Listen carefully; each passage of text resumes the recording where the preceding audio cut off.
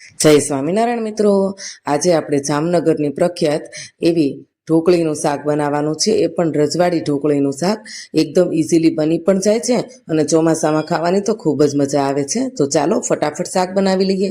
તો તેની માટે અહીંયા આપણે એક પેનની અંદર 1 વાટકી જેટલો ચણાનો લોટ એડ કર્યો છે, ઝીણા ચોપ કરેલા ધાણા એડ કર્યા છે, સ્વાદ પ્રમાણે મીઠું, ચપટી હળદર, હિંગ, ચટણી બધી વસ્તુ એડ કરી દીધી છે. 1 વાટકી છાશ અને 2 વાટકી પાણી એડ કરી અને સરસ એવું બેટર તૈયાર કરી લીધું છે ઢોકળીનું.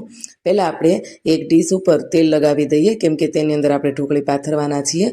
ગેસ ઓન કરી એક જ ડાયરેક્શનમાં આવી રીતે ચલાવતા રહેવાનું છે, જેથી કરીને સરસ એવું આપણું ઢોકળી માટેનું બેટર ઘાટું થઈ જાય. હવે અહીંયા તમે જોઈ શકો છો સરસ એવું આપણું ઢોકળી માટેનું બેટર બનીને તૈયાર થઈ ગયું છે. તેને આપણે આવી રીતે પ્લેટમાં જે આપણે તેલ લગાવ્યું હતું તેની ઉપર આવી રીતે પાથરી દેવાનું છે. 2 મિનિટ ઠંડુ થવા દેવાનું છે આ બેટરને.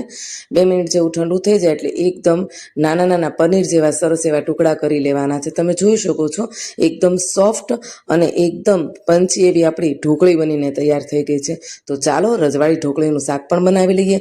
તેની માટે 1 વાટકો દહીં, 1 વાટકો આપણે ટમેટાની પ્યોરી લીધી છે, સફેદ તલ અને ચવાણાનો ભૂકો લીધો છે, કેપ્સિકમ અને બીજા મસાલા લીધા છે. ફટાફટ ગેસ ઓન કરી અને તેલ ગરમ થવા માટે મૂકશું.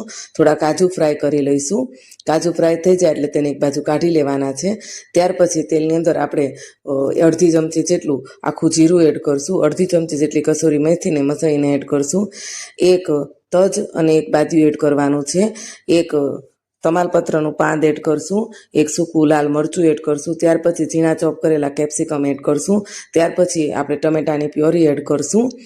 બધી વસ્તુ સરસ રીતે સતળાઈ જાય એટલે આપણે તેમાં બધા મસાલા એડ કરી દેવાના છે. 1 ચમચી જેટલું શેકેલું ધાણા જીરું પાવડર એડ કરશું, સ્વાદ પ્રમાણે મીઠું એડ કરશું, 1 ચમચી જેટલું લાલ મરચું પાવડર એડ કરશું, અડધી ચમચી હળદર એડ કરશું. ત્યાર પછી આપણે 1 વાટકી જેટલું મોળું નહીં અને થોડું ખાટું પણ નહીં તેવું 1 વાટકી જેટલું દહીં એડ કરવાનું છે. બધી વસ્તુ મિક્સ થઈ જાય એટલે ગળપણ માટે આપણે નાની એવી ગોળની ગાંગડી એડ કરશું.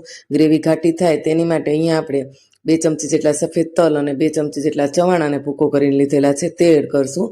ત્યાર પછી અડધા ગ્લાસ જેટલું પાણી એડ કરશું અને ત્યાર પછી તૈયાર કરેલી ઢોકળી એડ કરશું.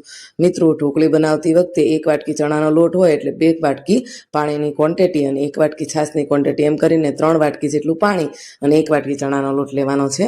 હવે સરસ એવું શાક બનીને તૈયાર થઈ ગયું છે. ફ્રાય કરેલા કાજુ એડ કરી દીધા છે. ત્યાર પછી ઝીણા ચોપ કરેલા ધાણા એડ કરી ફટાફટ શાકને આપણે રોટલા, છાશ, પાપડ અને પંજાબી અથાણા સાથે સર્વ કરવાના છે. જો સાંજે ઝીણા ઝીણા વરસાદમાં આવી ડીશ ખાવા મળી જાય તો વાત જ પૂછોમાં.